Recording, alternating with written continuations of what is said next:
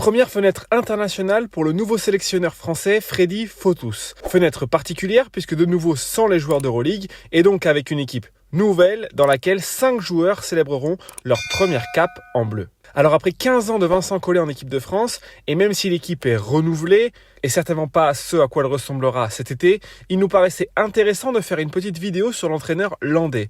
Ses principes, sa vision, ce qu'il cherche à développer en tant qu'entraîneur, et sa volonté de basket totale pour l'équipe de France. Dès ses 2 premiers matchs contre Chypre, on pourra voir l'identité de ce qu'il veut proposer et comment il pourrait utiliser les joueurs qu'il a à sa disposition pour cette fenêtre en attendant de voir l'équipe au complet dès cet été au championnat d'Europe. Alors intéressons-nous à ce qu'il fait à Bourg-en-Bresse et ce qui semble transférable à l'équipe qui l'emmènera à Chypre.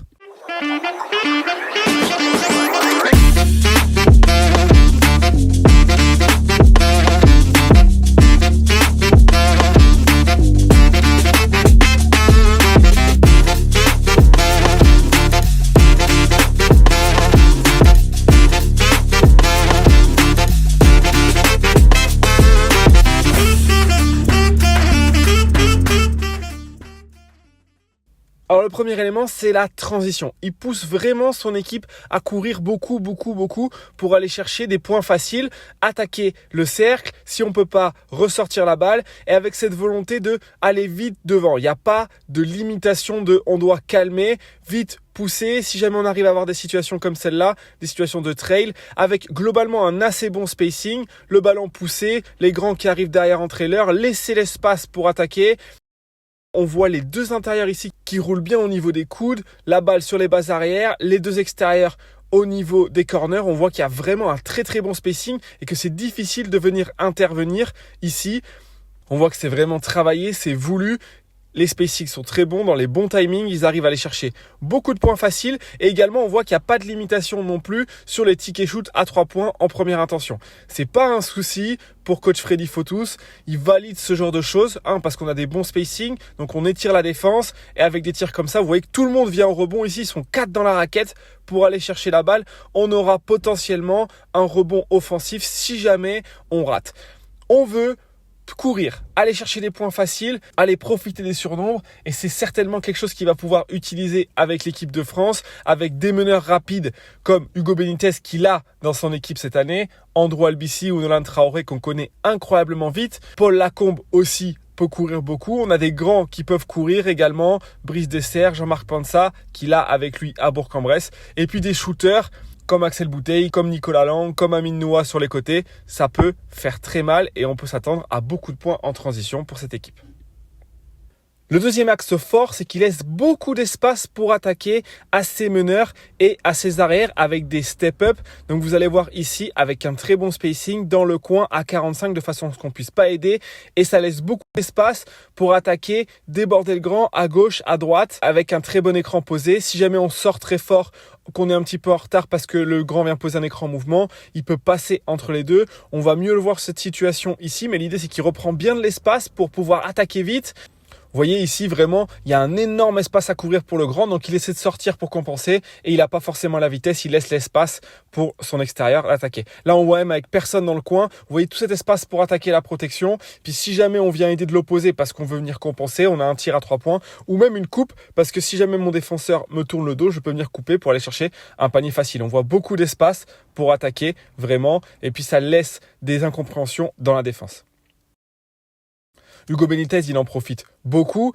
On lui laisse vraiment beaucoup de liberté pour attaquer comme ça, avec cette vitesse-là. Et Nolan Traoré et Andrew Albici, c'est également des joueurs qui peuvent profiter de ces espaces-là pour attaquer. Mais également, si la défense se recule, prendre ce petit tir-là qu'il est capable de mettre avec une bonne fréquence, Hugo Benitez. Et puis ensuite, si on sort fort à plusieurs, on laisse un 2 contre 1 à l'opposé parce que justement, il y a un très bon spacing. Et donc, si jamais on a peur de laisser un tir à 3 points de son joueur, on laisse la balle tout seul à l'intérieur au grand. Vous allez voir encore une fois ici, le grand qui vient rouler. On essaie de venir aider avec le joueur en haut, mais il vient pas assez longtemps. Comme il y a beaucoup de distance entre les joueurs avec un bon spacing, c'est difficile de venir aider et de venir gêner. Il n'y a pas d'aide qui vienne, donc on peut passer la balle directement au grand. Ce qui est intéressant également, c'est la fluidité du jeu et les continuités. Si on voit qu'on n'est pas capable de réussir à attaquer sur ce step-up, on fait end-off, on passe la balle et on a la même situation de l'autre côté avec de la vitesse. On a fait déjà bouger la défense un petit peu et là, c'est plus pareil. On arrive avec plus de vitesse, on peut faire feinter. Le grand vient et je passe la balle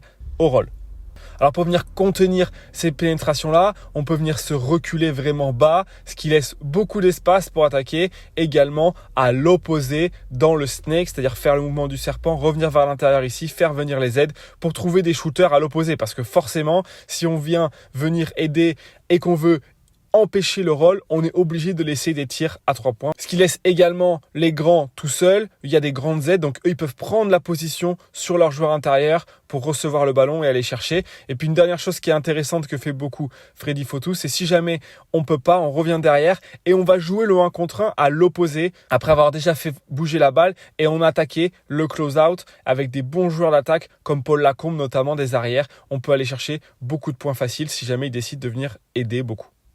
Alors, il y a également beaucoup d'écrans au milieu, c'est assez classique dans le jeu moderne, mais il y a toujours les mêmes idées de respecter un grand spacing écarté. Vous allez voir ici un premier écran juste pour pouvoir prendre du retard pour le défenseur, qui soit occupé, le défenseur du grand, et qu'on puisse poser un écran vraiment bas sur la poche du jean, histoire qu'il puisse pas passer en dessous sur nos meneurs rapides et qu'on puisse aller vite au cercle. Ça, c'est quelque chose qui est intéressant, notamment avec des meneurs comme Andrew Albici ou Nolan Traoré, où les gens passent beaucoup dessous, bien les poser des écrans dessous comme cela pour réussir à prendre le défenseur, l'empêcher de passer en dessous et laisser de l'espace pour attaquer le cercle, c'est vraiment quelque chose de très très important. Et puis vraiment, on voit le spacing, même si l'écran il est un peu plus sur le côté ici, pas vraiment au milieu, on voit tout le monde dans un spacing parfait, ce qui force la défense à devoir sortir loin et à faire des choix. Et là, il y en a un 4 contre 3 magnifique, un roll et un panier facile trouvé dessous. Les grands qui posent des bons écrans, bien positionnés, on peut même les faire en mouvement, comme ça c'est plus difficile de passer en dessous, on attaque et on isole encore une fois un 2 contre 1 à l'opposé.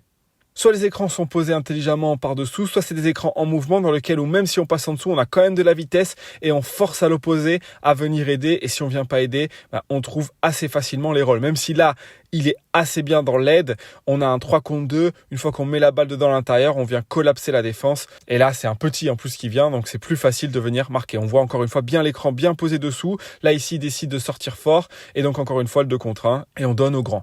On voit, il y a vraiment un travail qui est fait sur bien poser les écrans, les empêcher de passer en dessous pour laisser des disponibilités de drive. Si jamais on fait switcher, donner la balle dedans ou alors prendre un tir après dribble. Là, vous allez voir également un petit snake aussi. C'est intéressant puisqu'il y a beaucoup d'espace sur ce genre d'écran. Puis une dernière idée qui est intéressante, si jamais on empêche de prendre l'écran, une sorte de wick, on avait fait une vidéo sur le sujet. Une idée tactique intéressante, c'est de passer la balle au grand et de faire prendre l'écran par un autre joueur qui, lui, avec la vitesse, toujours cette idée de prendre l'écran avec de la vitesse, les faire changer pour donner la balle ensuite à l'intérieur. Dans cette idée de spacing avec beaucoup d'espace, on fait également des sorties d'écran. Il y a beaucoup d'espace pour les sorties d'écran. C'est fait intelligemment, toujours un très très bon spacing. Regardez là, l'écran il est bien posé, tout l'espace. Il y a un demi-terrain juste pour pouvoir avoir la sortie d'écran. Le meneur il est bien posé au niveau de l'elbow. On est en train de sortir à l'opposé. Donc quand on voit que quand il va recevoir la balle ici, il peut même attaquer le cercle, passer, tirer, il peut absolument tout faire. Donc si on est des bons shooters, comme Nicolas Lang ici par exemple, il peut profiter de ce genre de sortie d'écran. Mais les sorties d'écran, c'est pas uniquement fait pour pouvoir tirer, c'est également fait pour pouvoir réattaquer. Là encore une fois, on voit l'espace pour réattaquer. S'il y a la possibilité, après si on est en confiance et qu'on est capable de tirer, on peut le faire. Mais regardez tout cet espace-là. Et si on veut empêcher de couper cet espace, on peut passer en dessous de l'écran. Mais là, dans ce cas-là, ça laisse un espace pour réattaquer à l'opposé et pour aller vers le cercle ou prendre un petit tir.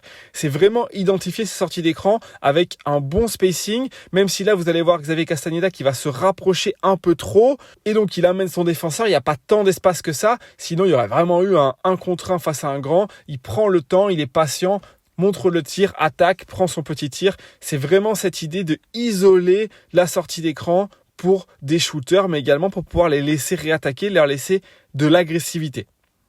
Comme il y a autant d'espace, forcément, si on veut pas laisser les tirs parce que les joueurs sont très dangereux, on est obligé de sortir un petit peu, au moins faire semblant. Et comme le spacing est excellent, vous voyez les deux joueurs à l'opposé, on a vraiment isolé la sortie d'écran. On se retrouve avec personne qui peut venir aider. Attends, on prend la balle et on vient arracher tout. On peut venir anticiper pour être dans l'aide ici. Là, on voit, il y a Mbaye Ndiaye qui arrive, mais lancer un grand comme Jean-Marc Pansa ici qui monte, c'est forcément difficile de lui donner autre chose qu'un dunk. Vous voyez encore une fois tout cet espace donné. Il y a vraiment un 2 contre 1 à jouer et la bonne passe dans le dos ici, feinter, faire venir le grand pour passer la balle derrière. On voit qu'il y a vraiment un focus tout particulier qui est donné pour laisser de l'espace pour attaquer avec des grands qui sont là pour poser des écrans, rouler vers le cercle pour pouvoir finir au contact ou aller dunker sur la tête des aides qui arrivent. C'est vraiment le rôle principal. Il est donné au meneur qui attaque beaucoup le cercle, également au poste 2 shooter ici. Et puis on voit que ce qui est intéressant également, c'est qu'il y a des enchaînements.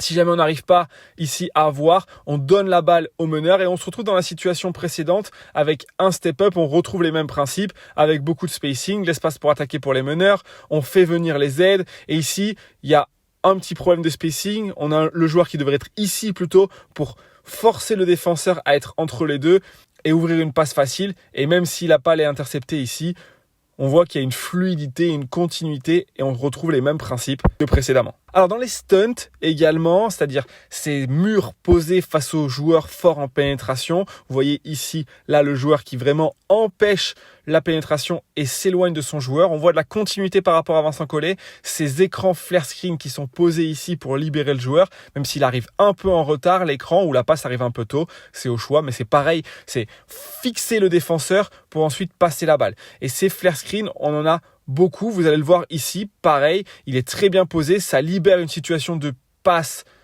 avec ensuite le tir ou la réattaque, surtout avec un grand qui est aussi loin parce qu'il est pris par surprise. Ici, il vient s'enfermer un petit peu et il perd la balle. Il aurait fallu passer la balle avant. On les voit beaucoup, ces flare screen. On voit même qu'ici, on a Mendy Ngoma qui l'appelle l'écran et donc ensuite, soit on peut aller pour un tir à 3 points ou si le grand ne vient pas aider, couper directement vers le cercle pour aller chercher des paniers faciles. Ça permet d'enlever ces aides qui viennent nous perturber. Vous allez voir encore une fois ici, isoler un 2 contre 1 à l'opposé entre le shooter ou le grand qui vient.